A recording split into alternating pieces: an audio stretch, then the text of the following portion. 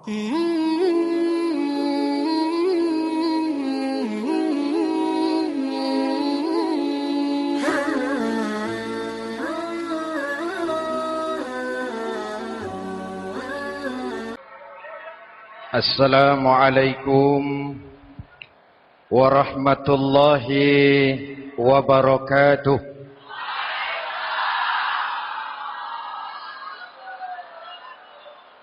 Alhamdulillahi rabbil alamin. Wassalatu wassalamu ala asyrafil mursalin Sayyidina wa maulana Muhammadin wa ala alihi wa sahbihi ajma'in, amma ba'du. Saudara-saudara kaum muslimin yang berbahagia, hadirin, kesempatan malam ini saya ingin cerita akhirat saja. Sudah pernah ke akhirat belum? Mau? Kalau mau saya daftar, besok berangkat. Salah satu rukun iman yang 6, percaya kepada adanya akhirat. Satu saat alam ini akan hancur sehancur-hancurnya. Bumi, gempa, gunung, meletus, air laut tumpah ke darat. Planet-planet bertabrakan, halilintar menyambar, angin topan bertiup. Semua yang bernama hidup mati, itu kiamat. Lalu kita akan dibangkitkan di padang mahsyar, dibangkitkan dari kubur kita masing-masing. Dan subhanallah, pada saat bangkit dari kubur itu, keadaan muka kita ini menurut satu riwayat berubah menurut amalan kita masing-masing. Jangan heran nanti ada yang dibangkitkan dari kuburnya itu mukanya berubah jadi muka tikus. Hebat sekali, badannya badan manusia, tangannya tangan manusia, mukanya muka tikus. Sebab apa? Sebab waktu di dunia amalannya amalan tikus. Apa amalan tikus itu? Suka menggeragoti barang yang disimpan rapi-rapi.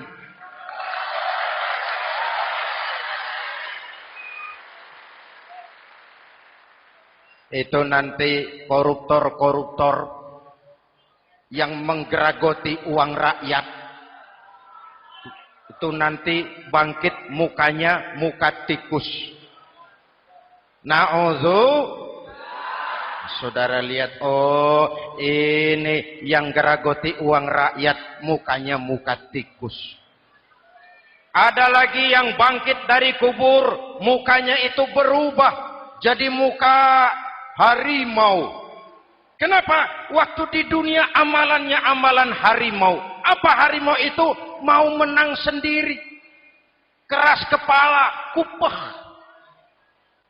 Di mana ada hutan, rajanya pasti harimau. Padahal hutan belum pernah bikin pemilihan umum.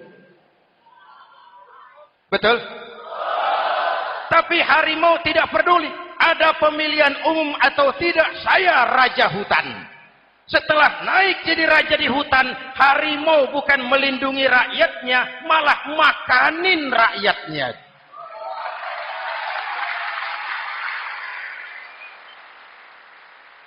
Orang-orang yang mau benar sendiri. Ada lagi yang bangkit dari kubur gagah, mukanya muka ketek. Sebab apa? Waktu di dunia amalannya amalan ketek. Apa ketek itu? Rakus, serakah, tamak. Coba, ketek itu kasih pisang, dimakan. Berikan lagi, pegang. Berikan lagi, kakinya yang megang. Temannya diberikan, masih dirampas juga. Ketek. Serakah. Kalau mental ketek masih gentayangan di republik ini, maka pemerataan cuman akan jadi dongeng.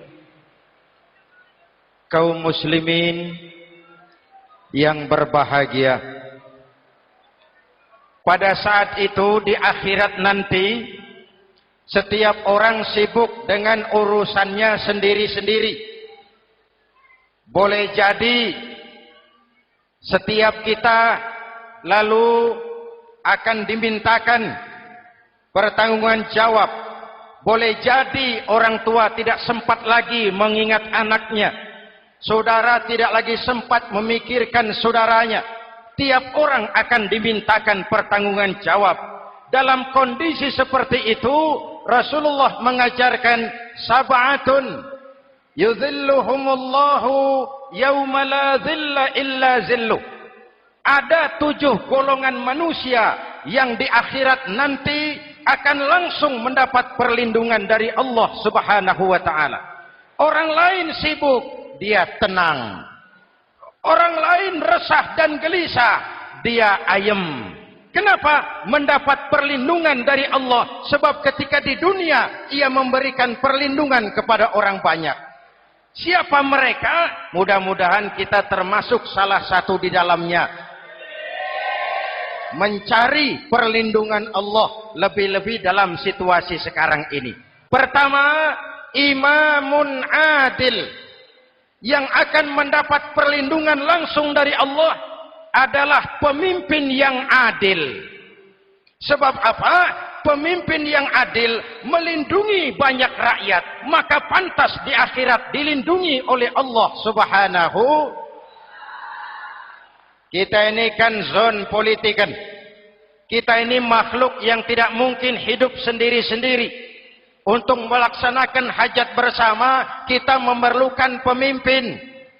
Memilih pemimpin itu tidak sulit. Dalam fikih, ketika sholat, itu dijelaskan bagaimana cara memilih imam. Siapa yang diangkat jadi imam? Pertama, a'lamuhum. Orang yang paling alim di kampungmu siapa? Angkat jadi imam. Yang paling alim, paling menguasai persoalan sehingga bisa membawa bangsa keluar dari kesulitan. Pemimpin yang bisa menyelesaikan masalah, bukan yang menimbulkan masalah.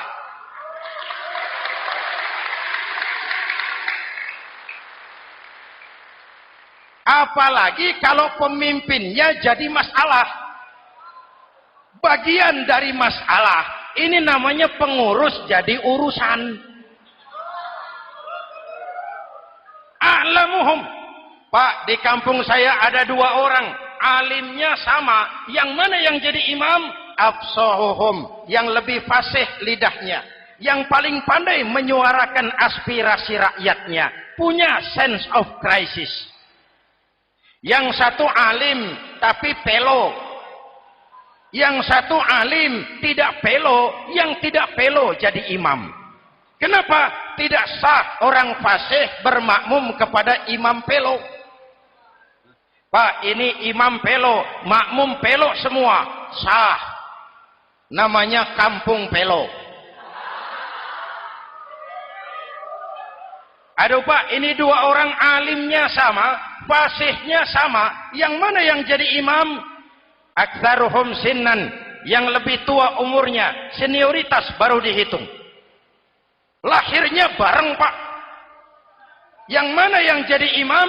Awaluhum hijratan, yang lebih dulu tinggal di situ, yang punya semangat nasionalisme yang tinggi, yang cinta kepada bangsa dan rakyatnya. Sudah ada imam, sudah, ayo azan.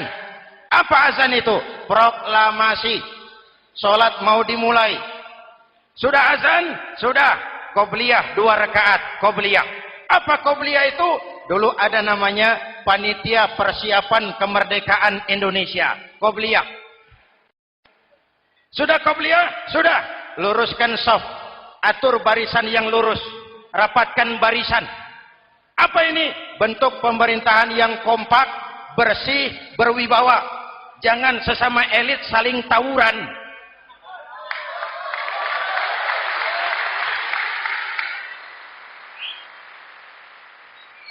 Luruskan shaf. Lalu shaf yang terdepan hendaknya diisi orang yang sedikit alim. Tidak perlu alim betul, sedikit alim. Maksudnya apa? Kalau imam keliru dia bisa tegur. Kalau imam salah dia bisa tegur. Kalau imam batal dia bisa gantikan. Ini wakil-wakil makmum. DPR, DPRD. Wakil-wakil makmum. Sudah. Ayo imam, pimpin sholat. Sepakati dulu, kita mau sholat apa? Rakaatnya berapa? Surah yang mau dibaca apa? Pakai sujud tilawah apa tidak? Supaya makmum tidak kaget-kagetan. Rakyat harus dikasih tahu pemimpinnya mau kemana. Visinya apa? Supaya makmum ikutnya ikhlas. Jelas? Hadirin yang saya hormati, kita memerlukan pemimpin yang adil, yang menaungi rakyatnya, sehingga dengan demikian nanti mereka akan dinaungi langsung oleh Allah Subhanahu. Mudah-mudahan Allah memberikan kepada kita rakyat dan bangsa Indonesia ini pemimpin yang adil. Saya yakin perjalanan waktu akan mengantarkan kita di mana orang-orang akan terbuka topengnya sehingga akan jelas mana pembela rakyat, mana penyengsara rakyat.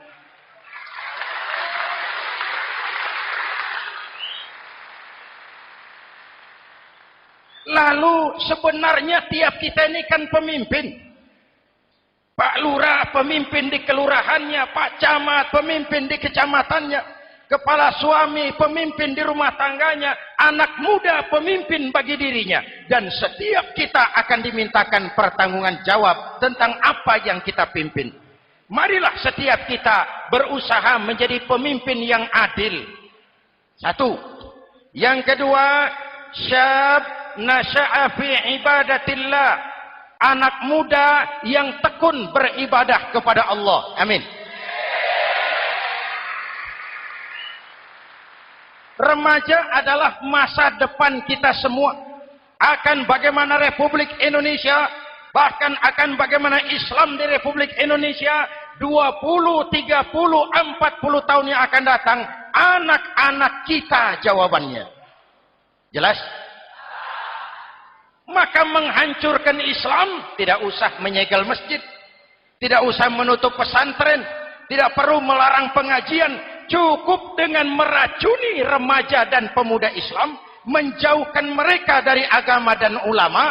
Kalau mereka sudah jauh dari agama dan ulama, tinggal menunggu pergantian generasi.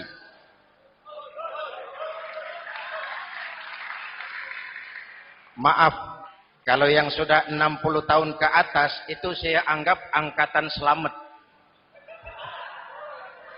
Generasi tanda seru. Insya Allah mantap akidahnya, tidak goyah imannya. Tapi yang 30 tahun ke bawah, adik-adik saya ini, the next generation. Kalian yang jadi pilot project.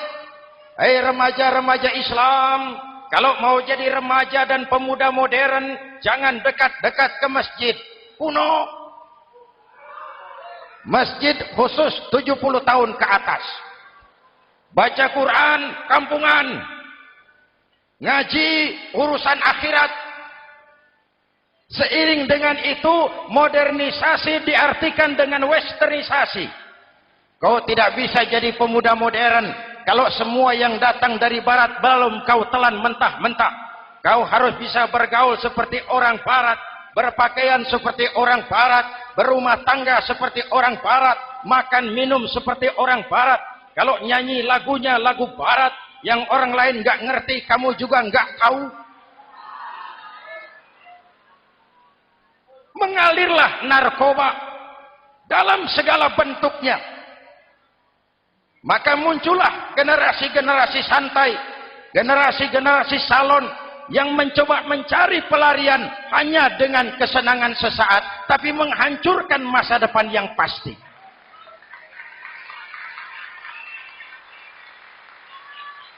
Maka mengalirlah free love, free sex, Samenleben, hidup bersama di luar nikah alias kumpul. Ya sama saja, kumpul kebo, kumpul embek itu sama. Hadirin yang saya hormati, Kalau sudah hancur, tinggal menunggu pergantian generasi. Oleh karena itu, adik-adik saya, para remaja, para pemuda, kalian harapan kami semua. Di pundak kalian, kami pertaruhkan hari depan bangsa dan negara ini. Hidup cuma putaran menunggu giliran. Ada saat datang, ada waktu pergi. Ada hari lahir, ada saat kembali. Ada hari dilantik, ada saat untuk menyerahkan jabatan. Hidup cuma sekadar menunggu giliran. Karena itu kepada kalian saya ingatkan satu ucapan orang bijak. Hai anak muda, berpikirlah kau di waktu pagi. Bekerjalah di waktu siang. Makanlah di waktu sore. Dan tidurlah di waktu malam. Berpikir di waktu pagi. Belajar mumpung masih muda. Bekerjalah di waktu siang. Amalkan ilmu itu setelah dewasa. Makanlah di waktu sore, hari tua tinggal menikmati hasilnya. Tidurlah di waktu malam, matilah dengan tenang. Kalau pagi kau tidak berpikir, nanti siang kau tidak akan bisa bekerja. Kalau siang tidak kerja, nanti sore mau makan apa? Kalau sore tidak makan, alamat malam enggak bisa tidur.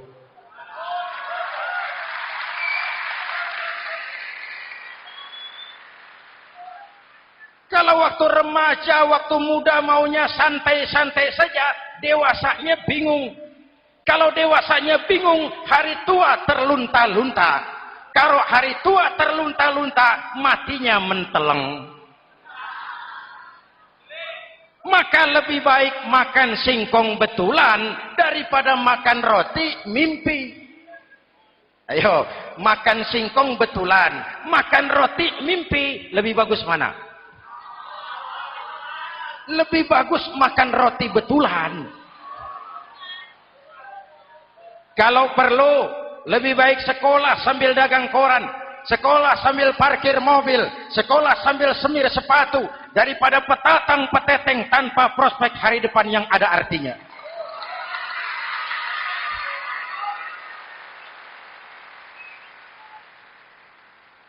Inilah golongan kedua yang nanti akan langsung mendapat perlindungan dari Allah. Anak muda yang tekun ibadah. Kalau orang tua tekun ibadah, pantas.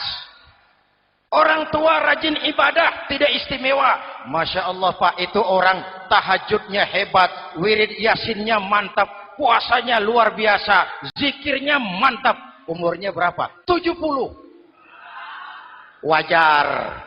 Lalarwi sanjo. Sudah larut senja. Kalau 70 masih jadi preman, kapan taubatnya?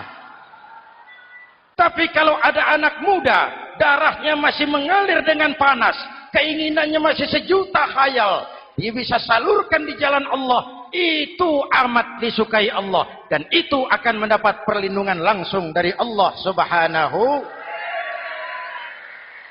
Hadirin kaum muslimin di seluruh tanah air yang saya cintai. Sekarang kita sampai kepada golongan ketiga yang nanti dinaungi Allah. Itu siapa? Rajulun qalbuhu mu'allaqun bil masajid. Seseorang yang hatinya selalu terpaut kepada masjid. Masjid memang tempat melaksanakan sholat, tapi lebih dari itu dia adalah pusat kegiatan umat. Umat Islam dengan masjid seperti ikan dengan air, tidak boleh berpisah. Sehingga ada hadis qudsi mengajarkan, inna buyuti fil ardil masajid wa inna zuwari fiha ummaruha. Rumahku di permukaan bumi adalah masjid. Orang-orang yang memakmurkan masjid adalah tamuku. Dari masjidlah terpancar semangat silaturahmi. Dan itu yang sangat kita perlukan sekarang. Di tengah-tengah kerentanan kita sebagai bangsa, masjid harus jadi lem perekat. Di sini siapapun yang datang mengucapkan Assalamualaikum. Betul? Menebarkan salam. Menebarkan rasa damai. Bersalaman. Kata Nabi, "Ma min muslimaini yaltaqiyani fayatasafahani illa ghafarallahu dzunubahuma."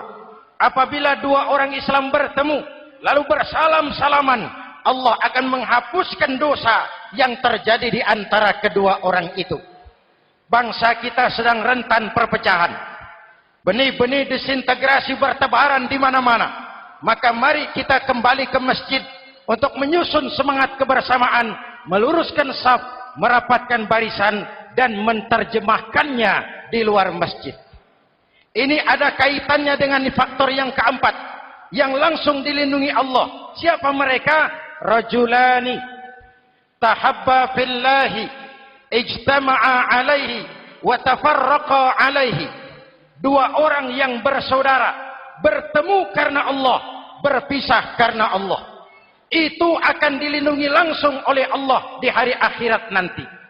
Dua orang bersaudara, bertemu karena Allah, berpisah pun juga karena Allah. Tadi dalam perjalanan ke sini, saya melalui sebuah desa. Masih ada sisa-sisa tawuran antar desa. Saya tidak sebutkan desanya, itu rahasia perusahaan. Saya cuma prihatin, siapa lawan siapa, siapa yang kita bakar rumahnya, siapa yang kita sambiti dengan batu, siapa yang kita rugikan, padahal urusannya kadang-kadang sepele. Di satu desa misalnya, cuma urusan kaset jadi tawuran antar desa. Ini kan hal yang sangat sepele. Padahal Nabi mengajarkan dengan keras, kalau dua orang Islam saling bertengkar, al-qatil wal maktul finnar. Yang membunuh dan yang dibunuh, dua-duanya neraka. Sahabat bertanya, "Ya Rasul, kalau yang membunuh masuk neraka, pantas. Kenapa yang dibunuh neraka juga?" Rasulullah senyum lalu berkata, "Yang dibunuh pun sudah punya niat membunuh. Cuma keduluan dibunuh. Andai kata tidak dibunuh, dia yang akan membunuh." Mari kita renungkan, kenapa sebagai bangsa kita seperti tercabut dari akar budaya kita. Kita jadi beringas, kita jadi brutal untuk hal yang sepele. Yang satu teriak Allahu Akbar, yang lain teriak Allahu Akbar. Siapa lawan siapa? Dulu Bung Tomo teriak Allahu Akbar, musuhnya londo. Sayyidina Hamzah, Khalid bin Walid teriak Allahu Akbar, yang dilawan kafir. Abu Jahal, Abu Lahab, Abu Sufyan. Sekarang si Ali lawan si Hasan, Hasan Allahu Akbar, Ali Allahu Akbar. Siapa lawan siapa?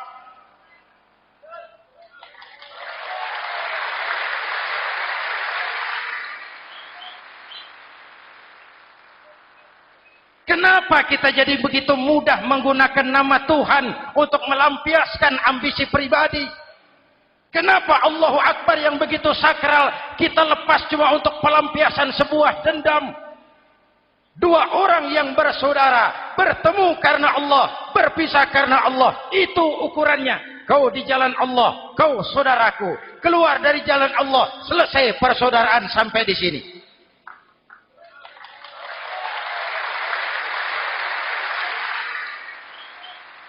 Hadirin, lewat mimbar ini saya kembali menekankan, mari kita pelihara kerukunan. Pertama, rukun antar umat seagama, sesama muslim harus bersatu. Yuk, kita rukun yuk. Kita kompak yuk. Kita bersatu yuk. Sesama muslim, kaos boleh berbeda, boleh. Jaket boleh tidak sama, silakan. Paham politik boleh berbeda, boleh.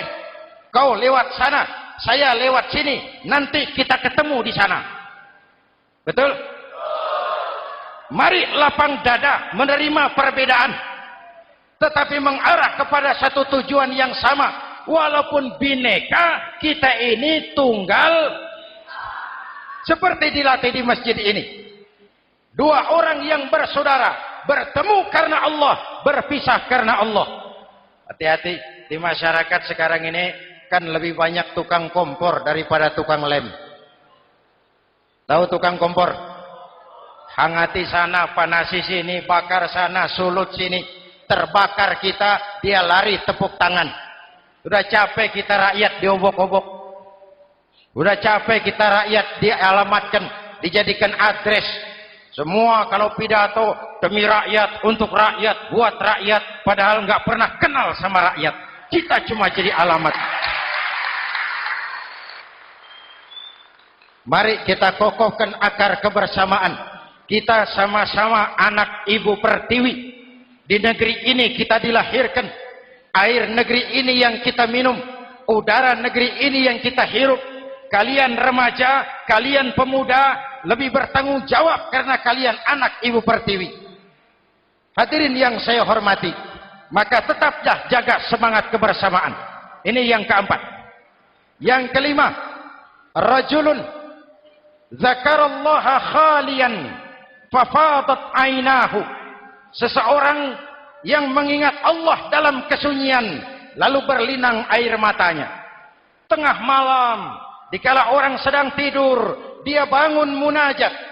Gemersik tikar tersentuh tangan, laksana lambaian tangan malaikat maut datang hendak merenggut nyawa. Terbayang dosa yang pernah dia kerjakan, air mata berurai membasahi pipi tanpa terasa. Orang yang munajat semacam itu nanti langsung mendapat perlindungan dari Allah Subhanahu. Saya pernah baca hadis qudsi, merinding bulu kuduk saya mendengar hadis qudsi ini. Terbayang Indonesia saya, Indonesiaku, Indonesiamu, Indonesia kita semua. Apa kata Allah dalam hadis qudsi? Inni la ahammu bi'azabi ibadi. Kadang-kadang aku muak melihat tingkah laku manusia. Aku kepengen turunkan azab. Kalau azab turun di bumi, kita sudah merasakan banjir di mana-mana. Manado banjir, Sumatera Barat banjir, Jambi banjir, Bengkulu, tanah longsor di Purworejo, Cilacap banjir, Sukabumi gempa, Pandeglang gempa, ekonomi terpuruk, antar kampung tawuran, antar elit di atas tawuran.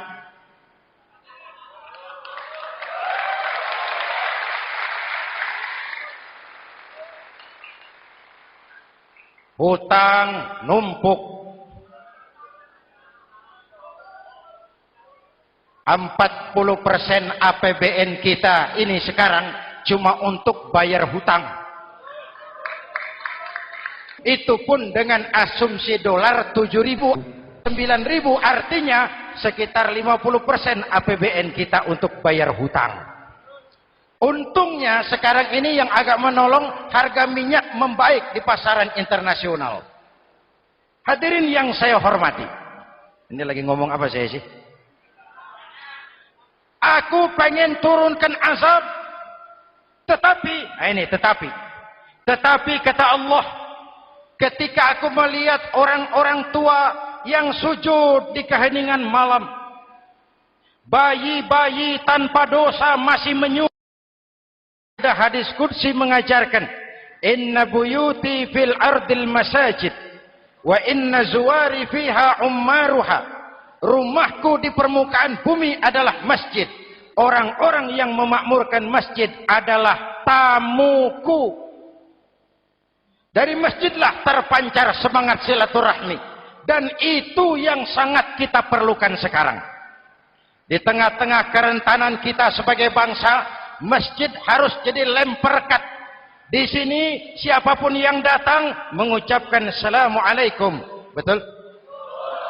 Menebarkan salam, menebarkan rasa damai, bersalaman.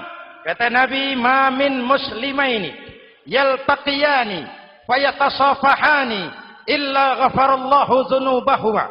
Apabila dua orang Islam bertemu, lalu bersalam-salaman, Allah akan menghapuskan dosa yang terjadi di antara kedua orang itu. Bangsa kita sedang rentan perpecahan. Benih-benih disintegrasi bertebaran di mana-mana.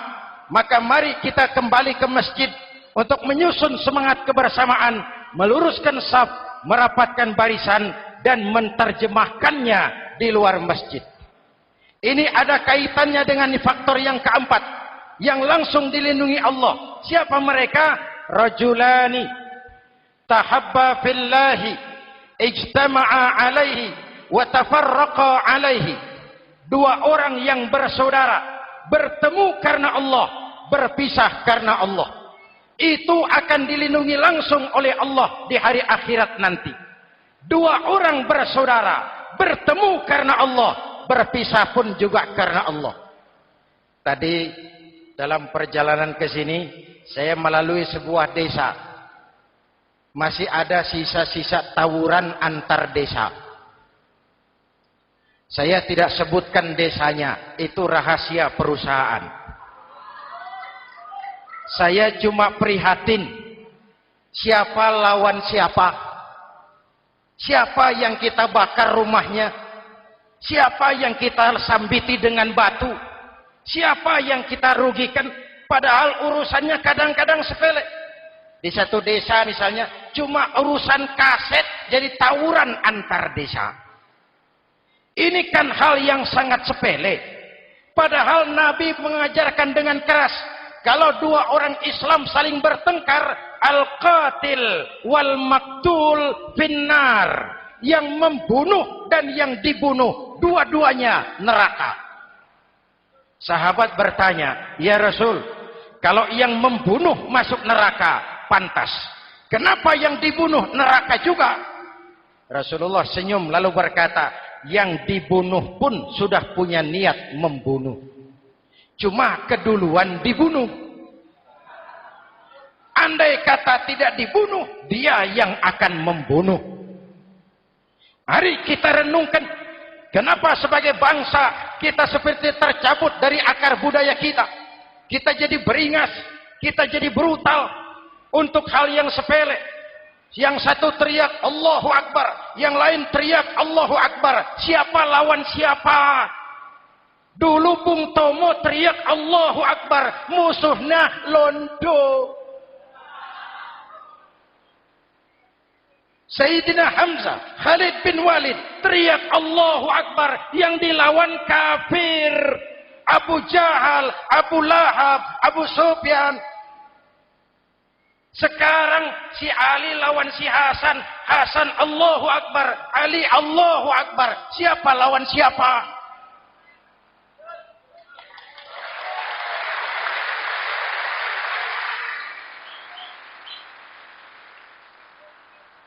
Kenapa kita jadi begitu mudah menggunakan nama Tuhan untuk melampiaskan ambisi pribadi? Kenapa Allahu Akbar yang begitu sakral kita lepas cuma untuk pelampiasan sebuah dendam? Dua orang yang bersaudara, bertemu karena Allah, berpisah karena Allah. Itu ukurannya. Kau di jalan Allah, kau saudaraku. Keluar dari jalan Allah, selesai persaudaraan sampai di sini.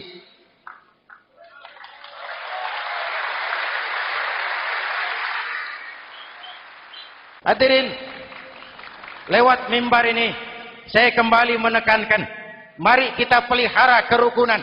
Pertama, rukun antar umat seagama. Sesama muslim harus bersatu. Yuk, kita rukun yuk.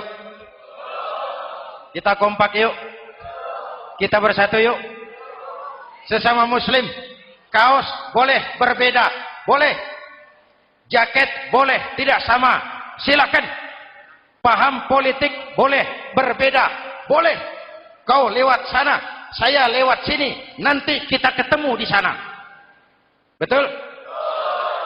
Mari lapang dada menerima perbedaan, tetapi mengarah kepada satu tujuan yang sama. Walaupun bineka, kita ini tunggal. Seperti dilatih di masjid ini. Dua orang yang bersaudara, bertemu karena Allah, berpisah karena Allah. Hati-hati, di masyarakat sekarang ini kan lebih banyak tukang kompor daripada tukang lem. Tahu tukang kompor? Hangati sana, panasi sini, bakar sana, sulut sini. Terbakar kita, dia lari tepuk tangan. Udah capek kita rakyat diobok-obok. Udah capek kita rakyat dialamatkan, dijadikan address. Semua kalau pidato demi rakyat, untuk rakyat, buat rakyat, padahal nggak pernah kenal sama rakyat. Kita cuma jadi alamat. Mari kita kokohkan akar kebersamaan. Kita sama-sama anak Ibu Pertiwi. Di negeri ini kita dilahirkan. Air negeri ini yang kita minum. Udara negeri ini yang kita hirup. Kalian remaja, kalian pemuda, lebih bertanggung jawab karena kalian anak Ibu Pertiwi. Hadirin yang saya hormati, maka tetaplah jaga semangat kebersamaan. Ini yang keempat. Yang kelima, rajulun zakarallaha khalian fafadat ainahu. Seseorang yang mengingat Allah dalam kesunyian lalu berlinang air matanya. Tengah malam, dikala orang sedang tidur, dia bangun munajat. Gemersik tikar tersentuh tangan, laksana lambaian tangan malaikat maut datang hendak merenggut nyawa. Terbayang dosa yang pernah dia kerjakan, air mata berurai membasahi pipi tanpa terasa. Orang yang munajat semacam itu nanti langsung mendapat perlindungan dari Allah Subhanahu. Saya pernah baca hadis qudsi, merinding bulu kuduk saya mendengar hadis qudsi ini. Terbayang Indonesia saya, Indonesiaku, Indonesiamu, Indonesia kita semua. Apa kata Allah dalam hadis qudsi? Inni la ahammu bi'azabi ibadi.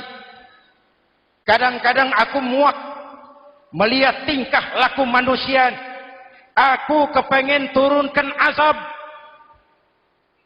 Kalau azab turun di bumi, kita sudah merasakan banjir di mana-mana. Manado banjir, Sumatera Barat banjir, Jambi banjir, Bengkulu, tanah longsor di Purworejo, Cilacap banjir, Sukabumi gempa, Pandeglang gempa, ekonomi terpuruk, antar kampung tawuran, antar elit di atas tawuran.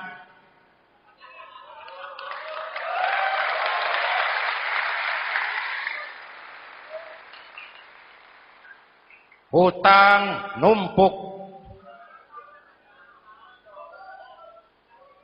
40% APBN kita ini sekarang cuma untuk bayar hutang. Itu pun dengan asumsi dolar 7.000, 9.000, artinya sekitar 50% APBN kita untuk bayar hutang. Untungnya sekarang ini yang agak menolong, harga minyak membaik di pasaran internasional. Hadirin yang saya hormati, ini lagi ngomong apa saya sih? Aku pengen turunkan azab, tetapi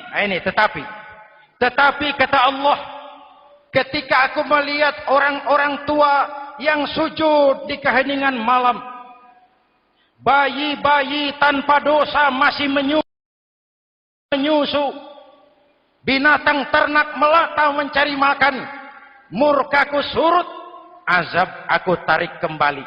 Ayo renungkan hadis ini. Allah mau marah nggak jadi, azab ditarik, kesulitan diangkat, pertolongan datang. Ada yang meredam murka Allah. Allah mau marah nggak jadi. Kenapa? Orang-orang tua yang tengah malam sujud sambil berlinang air mata, itu yang meredam murka Allah. Yang ikhlas menangis kepada Allah, bukan menangis berdasarkan pesanan. Ini kan sekarang apa yang nggak bisa dipesan? Istighosah pesanan, demo pesanan, 10.000 berangkat. Ngerti apa enggak urusan soal lain.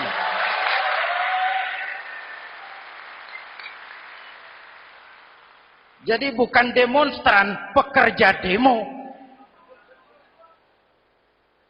Orang tua yang ikhlas nangis kepada Allah di keheningan malam, kita hutang jasa kepada orang-orang tua yang ikhlas seperti itu.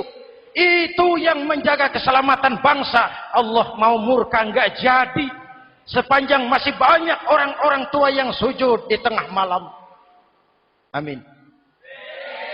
Yang kedua, bayi tanpa dosa masih menyusu. Tanpa dosa. Binatang melata mencari makan. Sekarang bagaimana kesulitan, gak mau panjang. Mengamalkan hadisnya terbalik. Yang disuruh itu orang tua tengah malam sujud. Bayi tanpa dosa nyusu. Sekarang ini orang tua tengah malam nyusu. Bayi tanpa dosa dibuang ke tempat sampah. Akibat pergaulan bebas, bayi tanpa dosa dibuang ke tempat sampah. Orang tua tengah malam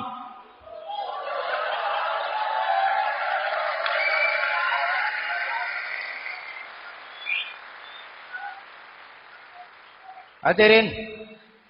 Yang keenam, rajulun da'athum ra'atun zatu mansibin wa jamalin ila nafsiha faqala inni akhafu Allah rabbal alamin. Orang yang bermoral dibujuk rayu oleh perempuan cantik, lalu dia berkata, maaf, saya takut kepada Allah.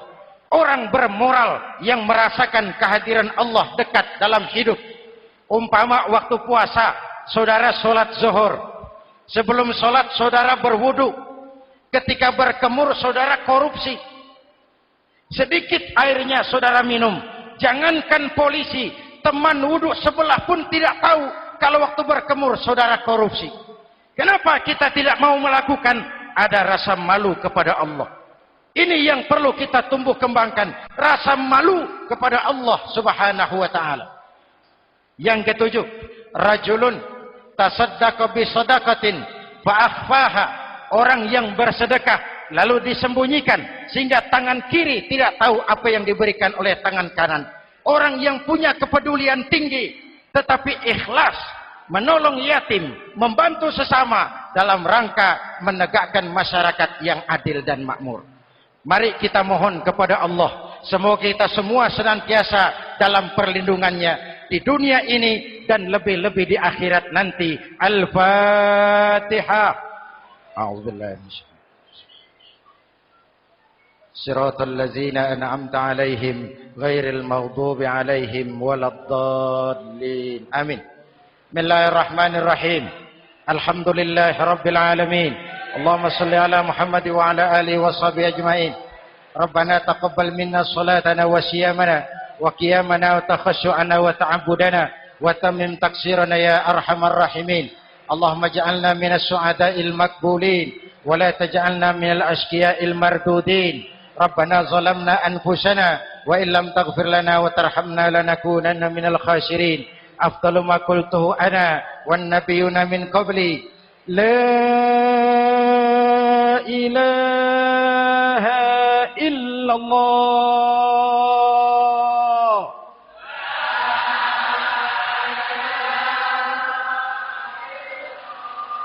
La ilaha illallah.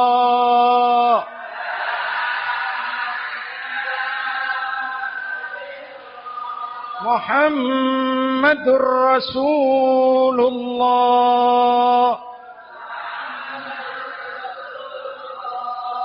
Kalimatu haqqin 'alaiha nahya wa 'alaiha namut wa 'alaiha nub'atsu insyaallah minal aminin. Wa akhiru da'wana alhamdulillahi rabbil alamin. Assalamualaikum warahmatullahi wabarakatuh.